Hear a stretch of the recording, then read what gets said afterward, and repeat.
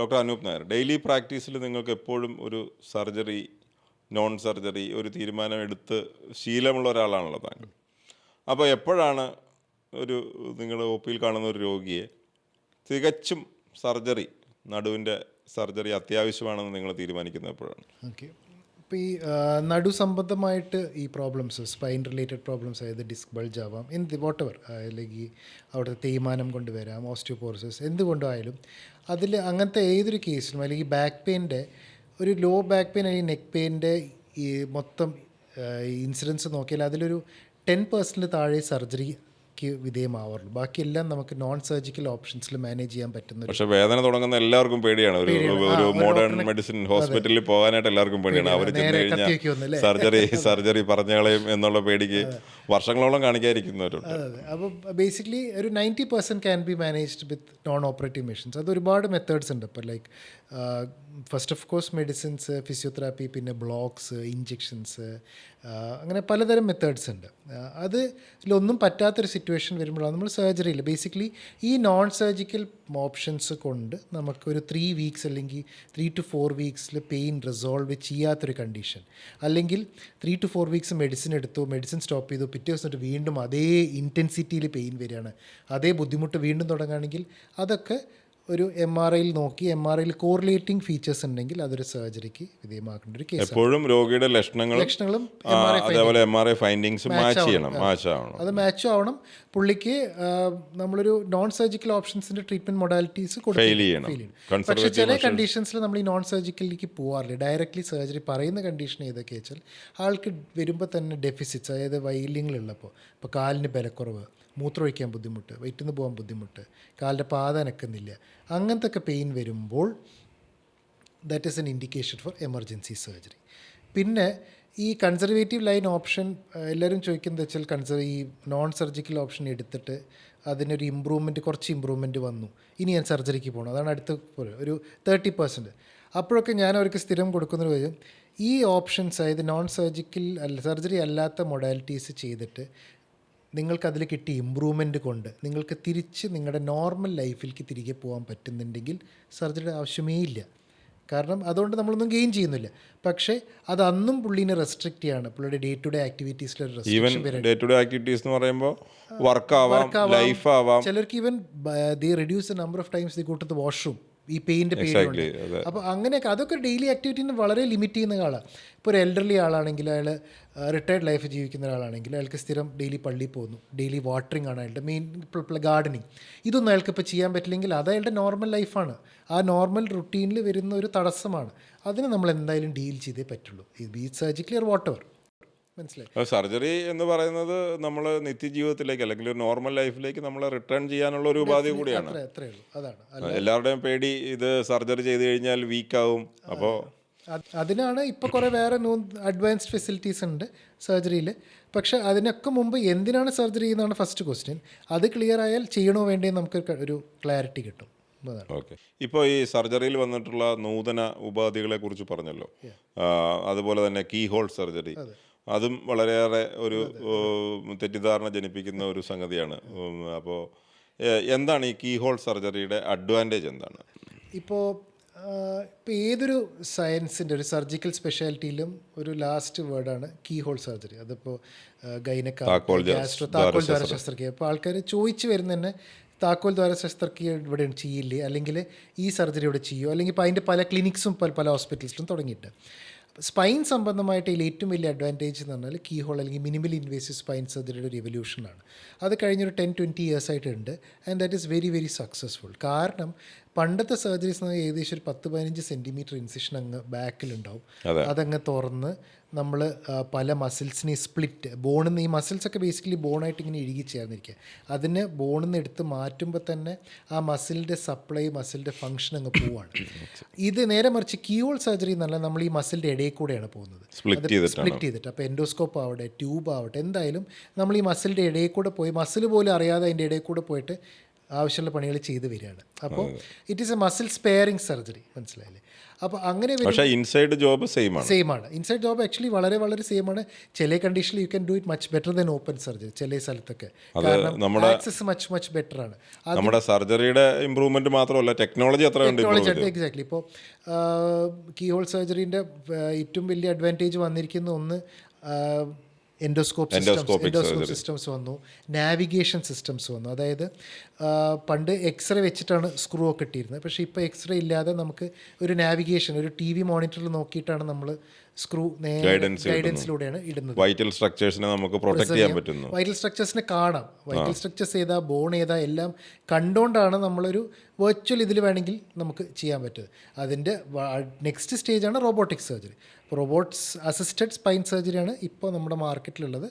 And that is all helped പണ്ടത്തെ open സർജറീനെ ഇപ്പോഴത്തെ കീ ഹോൾ സർജറി ആയിട്ട് കൺവേർട്ട് ചെയ്യാനും അതിൻ്റെ റിസൾട്ട്സ് നന്നായി മെയിൻറ്റെയിൻ ചെയ്യാനും. നമുക്ക് നേരത്തെ തന്നെ അവരെ വീട്ടിൽ വിടാൻ പറ്റാറുണ്ട്. പിന്നെ ഇപ്പോൾ അഡ്വാൻറ്റേജ് മെയിൻ തിങ് അതാണ്, റിട്ടേൺ ടു വർക്ക്. അപ്പോൾ പണ്ട് 10 ദിവസം സർജറി കഴിഞ്ഞാൽ പറയും ഒരു മാസത്തേക്ക് അനങ്ങാൻ പാടില്ല, ബെഡ് റെസ്റ്റ് ആണെന്ന്. ഇപ്പോൾ അങ്ങനെയല്ല. ഇപ്പോൾ ഒരു കീ ഹോൾ സർജറി അല്ലെങ്കിൽ ഫ്യൂഷൻ സർജറി കഴിഞ്ഞാൽ നെക്സ്റ്റ് ഡേ ആളെ എഴുന്നേച്ച് നിർത്തി നടത്തിക്കാണ്, 3rd ഡേ ഡിസ്ചാർജ് ചെയ്യാണ്. Within 2 weeks is back to work. എല്ലാവരും 1 week കൊണ്ട് ആൾക്കാർ തിരിച്ച് ഫ്ലൈ ചെയ്ത് പോകുന്നു ദുബായിലേക്കോ അല്ലെങ്കിൽ ഒമാനിലേക്കോ. And within 2-3 weeks they back to work. അപ്പോൾ early return to work, less tissue damage, blood loss വളരെ കുറവാണ്. ഇപ്പോൾ കീ ഹോൾ വരുമ്പോൾ നമ്മൾ ഈ വലിയ മുറിവ് കുറയുമ്പോൾ തന്നെ ബ്ലഡ് ലോസ് വളരെ കുറവാണ്. സർജറിയുടെ ഇമ്പാക്റ്റ് വളരെ കുറവാണ്. ട്രാൻസ്ഫ്യൂഷൻ്റെ റിക്വയർമെൻറ്റ് വളരെ കുറവാണ്. ട്രാൻസ്ഫ്യൂഷൻ റിലേറ്റഡ് ഇഷ്യൂസ് വളരെ കുറവാണ്. അപ്പോൾ basically it is becoming more and more simpler for the patient as well as surgeon. അപ്പോൾ നമ്മൾ കീ ഹോൾ സ്പൈൻ സർജറിയെക്കുറിച്ച് പറഞ്ഞല്ലോ. അത് ഡിസ്കിന് വേണ്ടി മാത്രമുള്ളതാണോ അതോ ബാക്കി അസുഖത്തെക്കുറിച്ചൊക്കെ കീ ഹോൾ സർജറികളുണ്ടോ? കീ ഹോൾ സ്പൈൻ സർജറിയുടെ സ്പെക്ട്രം തുടങ്ങിയത് ഓഫ് കോഴ്സ് ഡിസ്ക് ബയോപ്സീസിൽ വെച്ചിട്ടാണ് തുടങ്ങിയത്. അത് അവിടെ നിന്ന് മാറി ബയോപ്സി, ഡിസ്ക് സർജറിക്ക് എടുക്കും, ഫ്യൂഷൻ അതായത് സ്ക്രൂ ഇടുന്ന സർജറീസ്, അത് ഒരു ലെവലല്ല പല ലെവൽസ് സ്ക്രൂ ഇടാം. പിന്നെ ട്യൂമർ സർജറീസിന് നമ്മളിപ്പോൾ ചെയ്യുന്നുണ്ട്, ഇൻഫെക്ഷൻസിന് ചെയ്യുന്നുണ്ട്. ആൻഡ് ഇതൊക്കെ ചെയ്യാൻ ഇപ്പോൾ ട്യൂമർ സർജറീസ് പ്രത്യേകിച്ച് ഇപ്പോൾ ട്യൂമർ സർജറി എന്ന് പറഞ്ഞാൽ നമ്മൾ ഈ ഞരമ്പിൻ്റെ ഇടയിൽ കൂടെ പോയിട്ട് വേണം ആ ട്യൂമറിനെ എടുക്കാൻ. അപ്പോൾ അങ്ങനെ ഓരോ ഞരമ്പുകളുടെ ചലനങ്ങൾ നോക്കി അതിനെ മോണിറ്റർ ചെയ്യുന്ന അഡ്വാൻസ് ഇൻട്രാ ന്യൂറോ മോണിറ്ററിംഗ് ആണ് ഇതിൻ്റെ വളരെ ഇമ്പോർട്ടൻ്റ് ഒരു ഘടകം.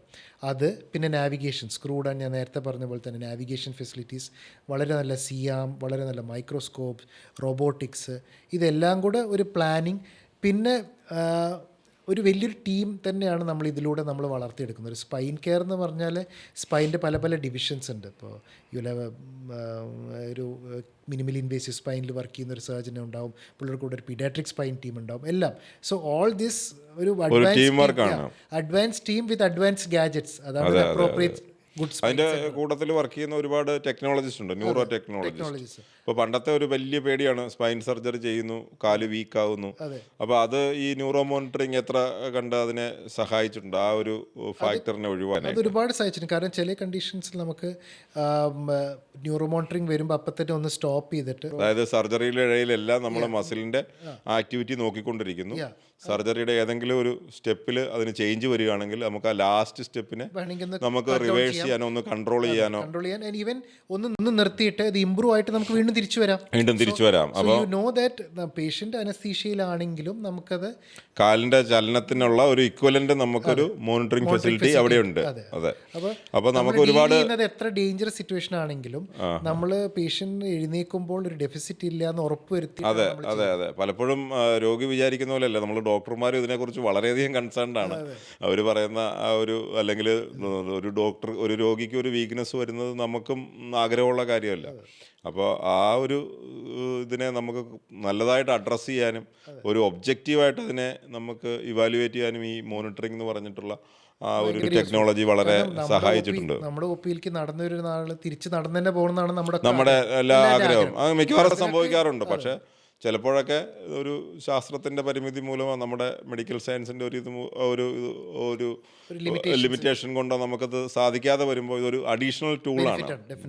ഒരു സ്പൈൻ സർജറി ചെയ്ത ആൾക്ക് വീണ്ടും സ്പൈൻ സർജറി വേണ്ടി വരിക, അല്ലെങ്കിൽ ഒരു റിക്കറൻസ്, ഒരു ഡിസ്കിൻ്റെ ഒരു റിക്കറൻസ്, ഇത് എത്ര കോമൺ ആണ് നമ്മുടെ പ്രാക്ടീസിൽ? ഇതിൻ്റെ ആൻസർ എന്ന് വെച്ചാൽ ഇതിന് പല റീസൺസ് ഉണ്ട്. ഇപ്പോൾ ഒരു ഡിസ്ക് സർജറി ചെയ്തു എന്നുണ്ട്. അപ്പോൾ ഇത് ഡിസ്ക് സർജറി എന്ന് പറഞ്ഞാൽ നമ്മൾ ഇപ്പോൾ ഒരു L4 L5 ഇടയിലത്തെ ഒരു ഡിസ്ക് ചാടി വന്നു, അത് ഞരമ്പിൽ പ്രസ് ചെയ്യുന്നു. ഇപ്പോഴത്തെ കീ ഹോൾ സർജറി വഴി നമ്മൾ ആ ചാടി വന്ന പോർഷൻ മാത്രമേ എടുക്കുള്ളൂ. അപ്പോൾ ഒരു 20% ചാടിയെങ്കിൽ 20% ആണ് ഞരമ്പിൽ പ്രസ് ചെയ്യുന്നത്, 20% എടുക്കുന്നത്. ബാക്കി 80% അവിടെ തന്നെ കിടക്കുകയാണ്. അത് ആ ഡിസ്കിന്റെ ചലനം കാരണം അല്ലെങ്കിൽ ആ 2 വെർട്ടിബ്രയിൽ ഒന്നുമില്ല.